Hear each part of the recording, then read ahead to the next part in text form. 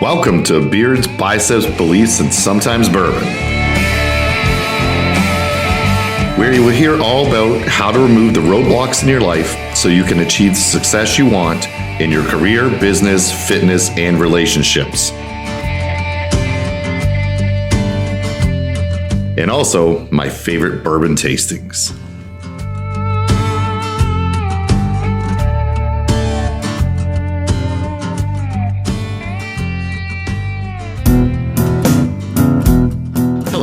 Welcome to the next episode of Beards, Biceps, Belief, and Bourbon. All right, today we're going to talk about mindset. I've talked about this before in the 15 different types of mindsets, but I'm just going to drill in a little bit more deeper into mindset work and how it helps you or takes away from you, okay? So this is number 5 on our flywheel, in no particular order. They're all important. But what does it mean? The word's thrown around a lot. People say mindset all the time. I don't know if they really know. I think an easy way to talk about what it is think of the little voice in your head that's always going, right? That's your mindset, whether it's good or bad, or one of the different 15 main types, if you differentiate them. Controlling it's the hard part. It has a mind or a thought process of its own, right? The thing can be insane sometimes. You're like, who's controlling what's going on in my brain, right?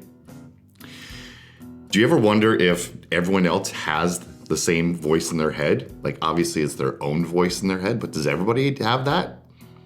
I don't know, right? Everyone does, but it's just weird. I wonder what the narrative is that they have going on versus what we have going on. Does it talk as much? Is it as crazy as mine is? Does it contradict everything that you do? Can they shut theirs off? Is there a way? I don't know, right? So we have to work on controlling it and creating the voice in our head and what we actually do or matching are the same in a positive way. So a positive mindset. Hope that's not confusing, but kind of a way I look at it. You ever found yourself yelling at yourself, right? It's funny. I'm sure you all have.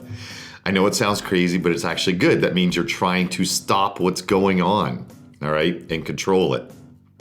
You want to take back control of your thought processes, all right? Easier said than done, I know, but you can do it. You can control the narrative, what goes on and what you think about. For example, there was a situation with an Uber driver. Okay, we order an Uber. You watch it on your app, it's coming up, it's gonna be there. It's Stacy who's pulling up, all right? You see the car, you wave, we're across the street. Pulls up a little farther, you're like, oh, it just must be getting out of the way, it's downtown Chicago. Well, all of a sudden, SUV pulls away on the app, driver canceled. You're like, what the hell's going on, right? Is your first inclination. You get upset, what's wrong with you? Didn't she like us? Didn't how we looked? I understand those reactions, like getting mad. But does it actually do anything? She's gone. She can't hear you and doesn't care about whatever you're thinking. She's moved on to whatever the reason was that she took off and dropped your ride, right? There's no point in getting mad and throwing a fit. It doesn't do you any good. So I want you to think about this phrase, what don't we know? Why could she have canceled the ride, right? There could be many real reasons other than the ones we think, or we're just pissed off. It's about us. It's not always about us, okay? I know we like to think that, but it's not. So what are reasons she may have had for doing this? She had to go pee. Maybe she had to potty. Who knows? It could be that serious if you really got to go. You're like, I don't care who I'm picking up, right? Maybe she got a call and she has a sick kid, had to go pick him up at the school. Forgot she had a client she needed to pick up besides her Uber driving, right? Could be. Maybe she just didn't like this bearded face. I don't know. But she had a reason, and in her mind it was valid. You'll never know or understand other than you just didn't get picked up. So how can we look at this positively, right? Instead of negatively and go through that whole narrative of bad stuff and complaining and bitching and getting mad and carrying that on for hours or the day, right? And ruining it. So you need to look at it positively. not get upset. I have an app, I can order a new one. It was there in 3 minutes. I probably complained, or we complained more than 3 minutes, right? But order a new one. It gave us time to take pictures. Got to have more pictures, right? And you just got to laugh. It's funny. You just wave, you're like, hey, there goes my car.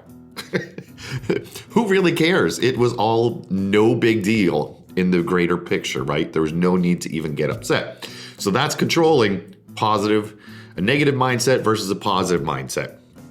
Just the way we look at it and try to understand what could have actually happened instead of our gut reaction, right? Thinking about it more. So when you control your thoughts, you can control your emotions, all right? Emotions are strong. Then you're able to respond to a situation, damn that word, more rationally, okay? Again, you develop a positive mindset over a negative mindset. This takes time and practice. Still gets me sometimes, all right? The Uber driver almost got me, but then I stopped. So I was able to adjust my attitude really quick and make something good out of something that was just a tiny inconvenience, really.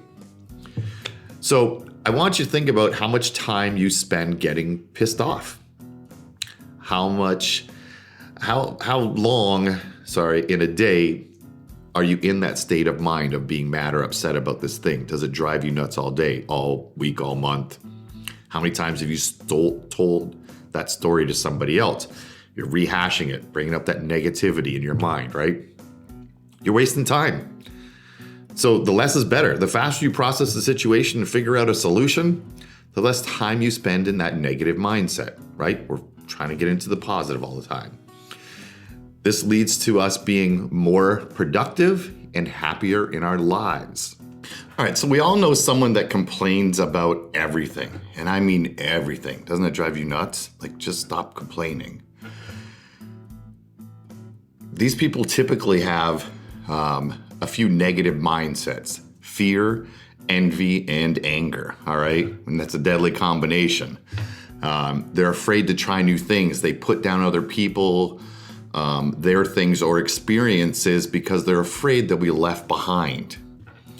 With envy, they're jealous of people and obsessed with what they're doing. These are some bad things, okay? It's not their fault. They need some help. They need some way to get out of this. People need to focus on themselves more and not everything they see out, especially with social media. That's really causes a lot of these things to exponentially get worse with themselves, all right? Are they living the most fulfilled life? Probably not, and that's why they have these problems.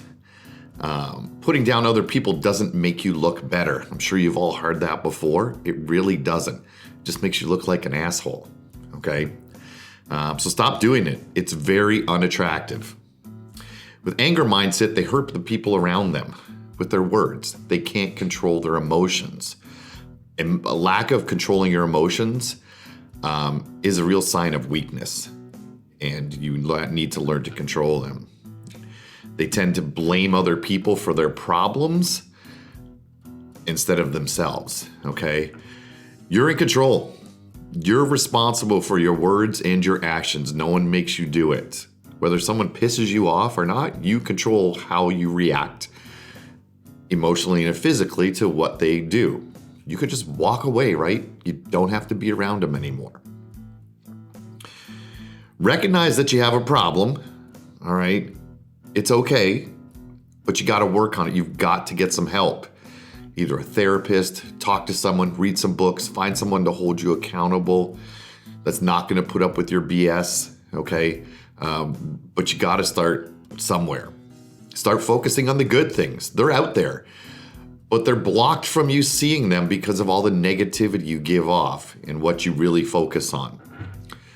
Start with some daily gratitude. I know you probably hear this a lot too, but it's really simple. Start with one thing, one super simple thing, okay? An example is, I'm grateful for having an apple to eat. It may seem silly or a little corny, but you'll be surprised by what starts to happen in your life when you look at things from a gratitude perspective, okay? Look for the good in everyone and everything that you comes in contact with you in your life. It's out there. And when you compliment or you lift other people up, it's really good. It's going to make you feel good, and other people will want to be around you and hang out with you and associate with you and do things for you. Not that you're asking them to do things for you, but they will be grateful for what you're doing for them in their life, okay? So really think about that. As always, it starts by taking some action, right? You got to take action. Start somewhere. If you need some help with where somewhere is, you know how to get a hold of me, all right? Cool. So now on to our bourbon tasting from my Flavier Advent Calendar. We've got number 7 on here. Got my little book. Tell me where we're at. It's called Omar. It's a sherry cask single malt. Taiwanese single malt whiskey, 46%. Cool. I've never had Taiwanese whiskey before, so let's crack this little baby open. Our pour. Good stuff. Smells good.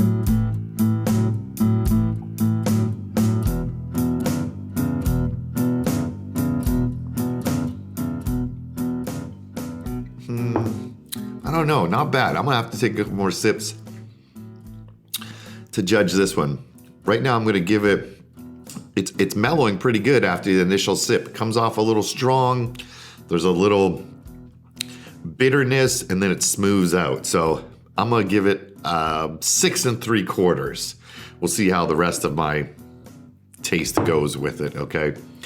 But anyways, that's our Taiwanese whiskey for today. And from our World of Whiskey book, we are on to bottling. I've actually seen some bottling in person, hand bottling, not in a big fancy machinery.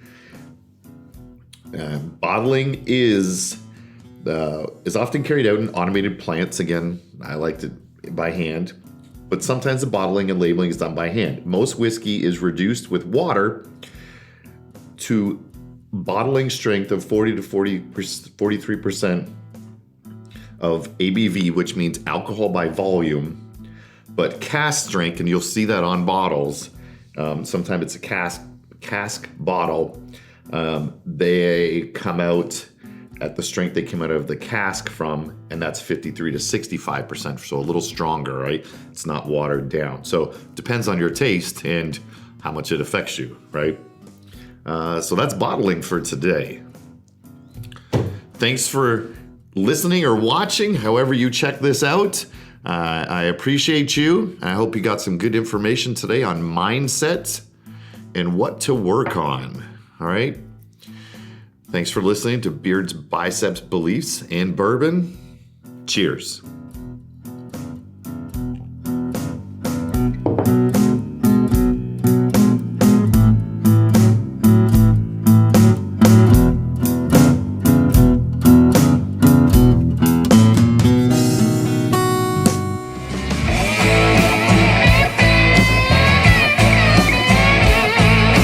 Thanks for listening to the show. Make sure you subscribe, leave a review, share with a friend. If there's anything I could do to help, please reach out. We will see you on the next episode of Beards, Biceps, Beliefs, and Sometimes Bourbon.